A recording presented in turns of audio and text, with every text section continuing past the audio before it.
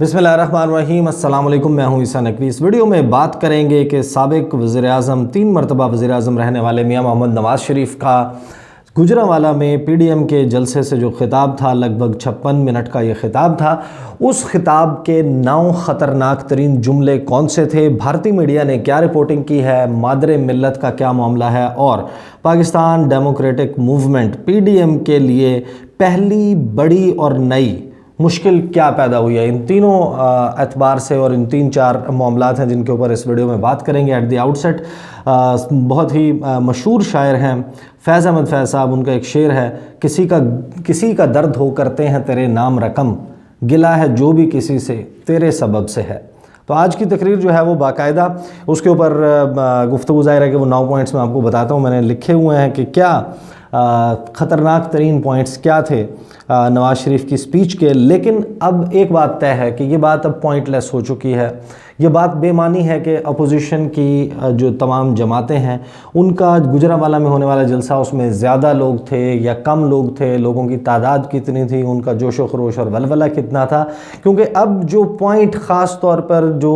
उभर कर सामने आया है वो ये है कि पाकिस्तान की तारीख़ में ये पहली मरतबा है कि सियासी जमातों के इतने बड़े अलाइंस ने और मेन स्ट्रीम जिनको पॉलिटिकल पार्टीज़ कहा जाता है वो सियासी जमातें इसमें शामिल हैं कि जिन्होंने पाकिस्तान के ऊपर कई दिहाइयों तक हुकूमत की है, खा वो पीपल्स पार्टी हो, खा वो पाकिस्तान मुस्लिम लीग नवाज़ हो, उन्होंने हुकूमतें भी की हैं। और साथ ही जो इस तहरीक के कैप्टन हैं मौलाना फजलुर रहमान, वो किसी न किसी तरीके से मुख्तलिफ़ अलाइंसेस के ज़रिए मुख्तलिफ़ अदवार में हुकूमत का मज़ा लेते रहे। और पहली मरतबा है कि अपोजिशन जमातें या पाकिस्तान की किसी सियासी जमात ख़ास तौर पर जिसकी पार्लियामेंट में पॉलिटिकल रिप्रेजेंटेशन और सीटें मौजूद हों, पार्लियामेंट में उसकी नुमाइंदगी मौजूद हो, उसने पाकिस्तान की आर्मी, ज़ाहिर है एक पावरफुल आर्मी है, उसके आर्मी चीफ़ को और सिटिंग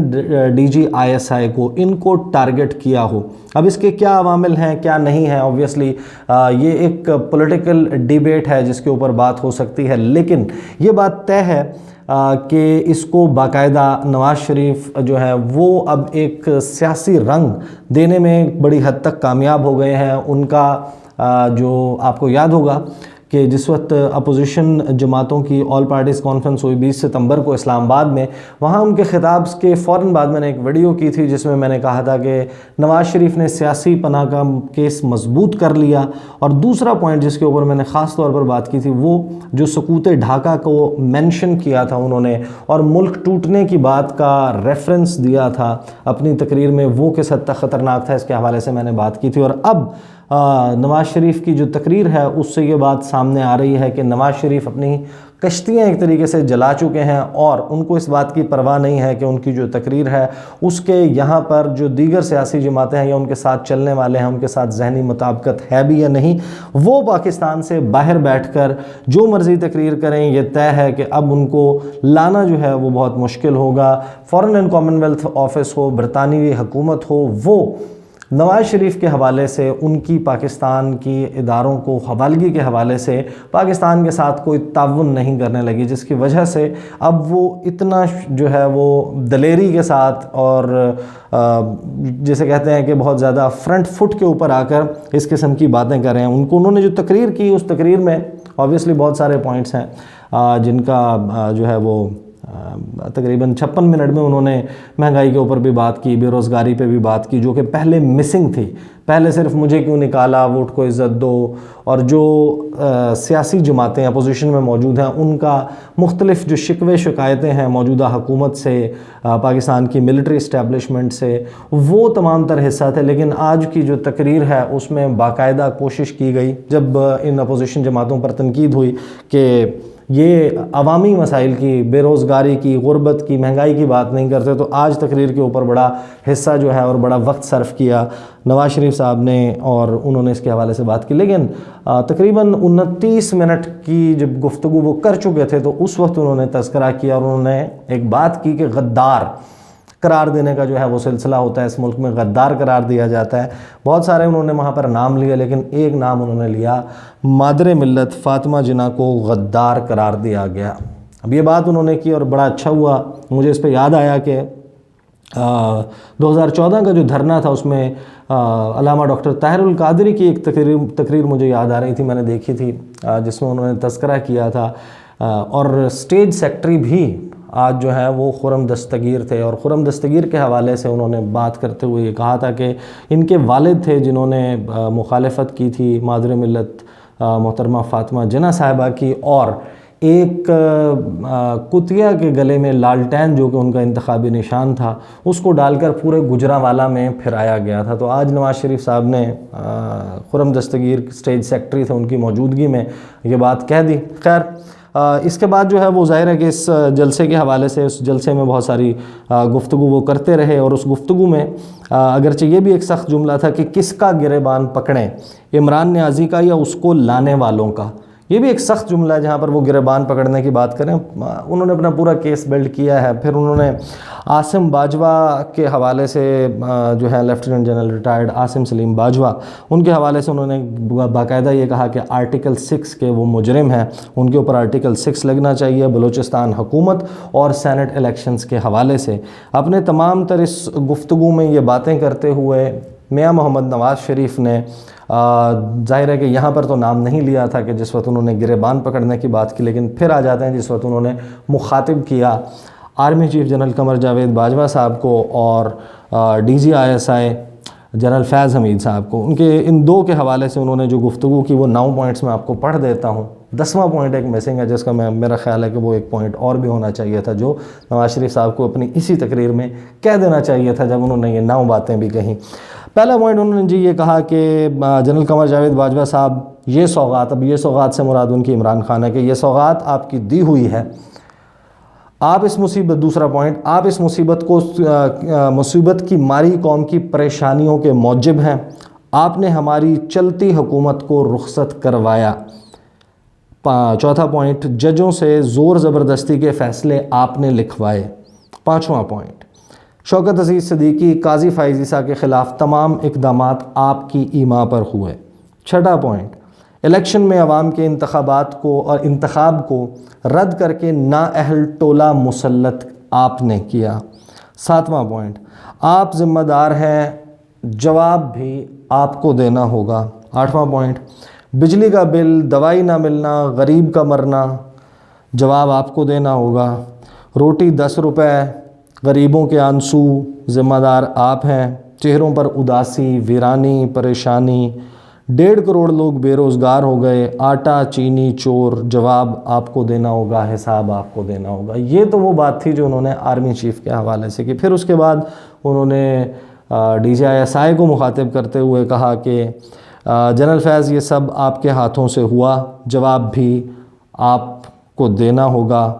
پھر انہوں نے کہا کہ غدار کہیں مجھے، ہائی جیکر کہیں، اثاثے ضبط کر لیں میرے، جھوٹے مقدمات بنائیں، نواز شریف عوام کی آواز ہے، بنتا ہے اور بنتا رہے گا، ووٹ کو عزت دلوا کر رہے گا۔ 10واں پوائنٹ جو مسنگ تھا میرے خیال میں وہ یہ تھا کہ نواز شریف صاحب یہ بھی کہتے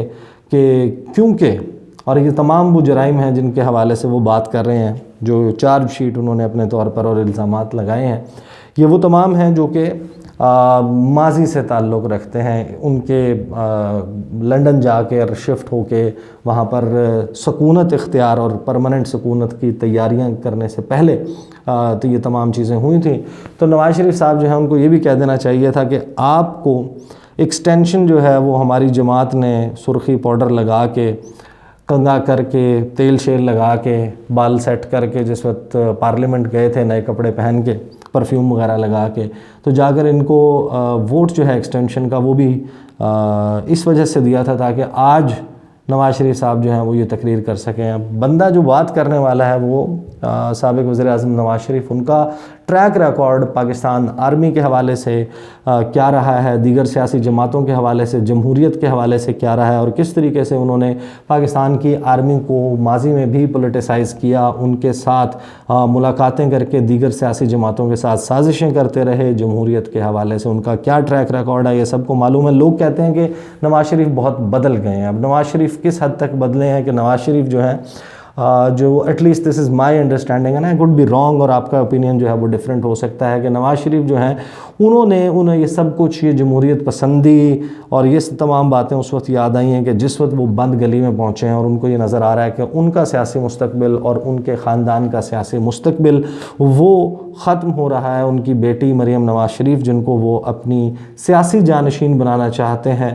وہ ان کو اس طریقے سے اقتدار، پاور جو ہے وہ ٹرانسفر کرنے میں ناکام ہو رہے ہیں۔ اس کے بعد یہ ریاکشن آنا، یہ ڈیفرنٹ آبویسلی اس کی اپنی ایک کانوٹیشن ہے، اور ان کے اوپر جو مقدمات ہیں وہ اب کیونکہ کورٹ میں سیٹل ہوتے ہوئے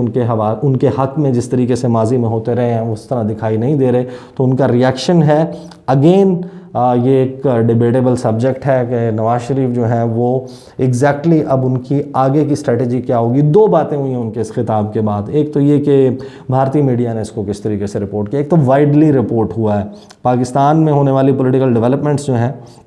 ان پہ عموماً بھارتی میڈیا بات ضرور کرتا ہے، لیکن اب ایک وتیرہ جو ہے وہ خاص طور پر ایک پیٹرن نظر آیا ہے، ہم نے دیکھا ہے کہ جس وجہ سے جو ہٹلر قرار دینے کا اور ناٹسی پارٹی کے ساتھ کمپیریزن آر ایس ایس کا، بی جے پی کا اور نریندر مودی کا کیا جانے لگا، اس وقت سے عمران خان جو ہیں وہ خاص طور پر تنقید کی زد میں رہتے ہیں، اور کیونکہ بھارت یہ سمجھتا ہے کہ پاکستان کی آرمی اسٹیبلشمنٹ جو ہے وہ بھی یہ چاہتی ہے کہ پاکستان کی حکومت کا اس طریقے کا اینٹی مودی رویہ رہے، تو اس وجہ سے ان کے وہ باقاعدہ ٹارگٹ کر کے بھارتی میڈیا کے اوپر رپورٹنگ ہوتی ہے۔ اس خطاب کے حوالے سے باقاعدہ، یعنی کہ میں نے ایٹ لیسٹ جن کو میں نے ہندوستان ٹائمز کو دیکھا، باقی دیگر جو ہے وہ دی ہندو، اس کے علاوہ کچھ اور جو ہے وہ پبلیکیشنز، اور پھر ان کے جو مختلف چینلز ہیں، ان کے یوٹیوب چینلز، یہاں پر اس کو تقریر کو، جلسے کے کچھ پورشنز کو لائیو بھی دکھایا گیا، کٹ بھی کیا گیا، اور پھر جو اس کے اوپر کمنٹری ہوئی اور جو سٹوریز ہوئیں اس میں خاص طور پر جو ہے وہ تذکرہ، وہ پورشن وہ ان 8 سے 9 پوائنٹس کا جن کا میں نے تذکرہ کیا ہے، ان 8 سے 9 پوائنٹس کے اوپر باقاعدہ فوکس کر کے سٹوری جو ہے وہ کی ہی اس کے اوپر گئی، اور دیگر جو وہ پورے پی ڈی ایم کا جلسہ تھا وہ کیا پوائنٹ تھا، کس سینیریو میں بات ہو رہی تھی، اس کے کانٹیکسٹ کیا تھا، اس سارے کے بجائے صرف یہ پورشن پک ہوا اور سب سے زیادہ ہائی لائٹ کر کے بھارتی میڈیا کے اوپر اس کے حوالے سے رپورٹنگ کی گئی ہے۔ اور اب لاسٹلی جو ہے وہ میں جس موضوع کے اوپر بات کرنا چاہ رہا تھا کہ پی ڈی ایم کے لیے پہلی بڑی مشکل، اور وہ پہلی بڑی مشکل یہ ہے کہ میاں محمد نواز شریف پاکستان سے باہر ہیں، اور ان کی تقاریر اور ان کے عزائم اور ان کی بات چیت اور جس طریقے سے وہ اپنے تمام معاملے کو لے کر آگے بڑھ رہے ہیں، ایسا نہیں لگتا کہ اب وہ واپس آنے کا ارادہ رکھتے ہیں، کم از کم ماضی جو مستقبل قریب ہے اس میں یہ ممکن بھی نہیں نظر نہیں آتا، اور ایسا ہوتا ان کا کوئی پلان بھی جو ہے وہ ان کی تمام جو پولیٹیکل مووز ہیں اس سے نظر آ رہا ہے کہ ان کا اس قسم کا کوئی پلان نہیں ہے۔ اب انہوں نے کیا ہے کہ انہوں نے جو ولنریبل سیاسی قائدین ہیں ان کے ساتھ کھڑے ہوئے اور ان کی جماعتوں میں موجود لوگ، ان کے لیے مشکلات پیدا کر دی ہیں، جنہوں نے اس ساری تحریک کو آگے لے کر چلنا تھا، جنہوں نے ان کا ساتھ دینا تھا۔ آج جس وقت یہ تقریر ہو رہی تھی، آپ کو یاد ہوگا کہ جو 20 ستمبر کی تقریر بھی تھی میاں محمد نواز شریف کی، اور جب ایک پوائنٹ آیا کہ جس کے اوپر بہت سارے لوگوں کو لگا کہ یہ بہت سخت ہے، اس کے فوراً بعد جس وقت گفتگو کرنی تھی ان کے بھائی، چھوٹے بھائی شہباز شریف صاحب نے اپنی تقریر میں ان چیزوں کو نہیں دہرایا، اس قسم کی بات نہیں کی، ان کی لائن جو ہے وہ پاکستان کی جو سیاسی حکومت ہے، سیاسی پارٹی ہے پاکستان تحریک انصاف، اس کے خلاف تو تھی، لیکن انہوں نے ان باتوں کو جو کہ نواز شریف صاحب نے کی تھیں پاکستان کی آرمی کے حوالے سے، ملٹری اسٹیبلشمنٹ کے حوالے سے، اس کو کنٹینیو نہیں کیا۔ اور وہ اب جو بہت سارے لوگ جو یہ تھیوری بھی سامنے رکھتے ہیں کہ شہباز شریف جو ہے وہ جیل بھی اپنی مرضی سے، اپنی رضامندی سے وہ چاہتے تھے کہ وہ جیل چلا جائیں، کیونکہ ان کو اندازہ ہو گیا تھا کہ نواز شریف کے جو عزائم ہیں وہ کس طرف لے کر جائیں گے اس تحریک کو، اور وہی ہوا کہ شہباز شریف جو ہیں وہ جیل میں ہیں۔ اور آج گوجرانوالہ میں جس قسم کی گفتگو ہوئی، بہت سارے جو سیاسی ورکرز ہیں، سیاسی لیڈرز ہیں اور پارلیمنٹیرینز ہیں، ان کے لیے اور پی ڈی ایم کے لیے بڑی مشکلات جو ہیں وہ پیدا کر دی ہیں نواز شریف نے۔ وہ اپنا آخری پتے کے طور پر، یہ سارے اپنے آخری کارڈ کے طور پر، اور یہ بات صدیق جان نے بڑی تفصیل کے ساتھ اپنی ویڈیو میں کی ہے، انہوں نے اس کو جو ہے وہ اپنے آخری کارڈ کے طور پر، یہ لاسٹ ڈچ ایفرٹ جس کو کہا جاتا ہے، وہ کر دیا ہے۔ یہ صورتحال اب پاکستان کی سیاسی تاریخ جو ہے اس میں ایک نیا باب رقم ہونے جا رہا ہے۔ یہ ایک ایسا معاملہ ہے کہ جو اب ختم ایسے نہیں ہوگا، اس کا نتیجہ نکلے گا۔ نتیجہ جو ہے وہ یا تو اس پی ڈی ایم کی فیور میں نکلے گا یا ان کے اگینسٹ نکلے گا۔ اس جو تحریک اور اس کو تحریک کو جو رنگ دیا جا رہا ہے، اس میں یا تو پھر اور خاص طور پر جب آج کی تقریر میں بھی سقوط ڈھاکہ کا تذکرہ کیا گیا، خاص طور پر پاکستان کے ٹکڑے ہونے کی بات کے پیرائے میں جو ہے وہ گفتگو کی گئی، تو یہ اب معاملہ جو ہے وہ سیٹل ہوگا، اور سیٹل کس طریقے سے ہوگا اس کے لیے ظاہر ہے کہ آنے والے دنوں میں بہت ساری پولیٹیکل ڈیولپمنٹس ہیں، معاملات ہیں، وہ چلتے رہیں گے۔ ان کو میں اپنے چینل کے اوپر ان کے حوالے سے ڈسکشن کرتا رہوں گا۔ اگلی ویڈیو میں آپ کے ساتھ ملاقات ہوگی، مجھے اجازت دیجیے، اللہ حافظ۔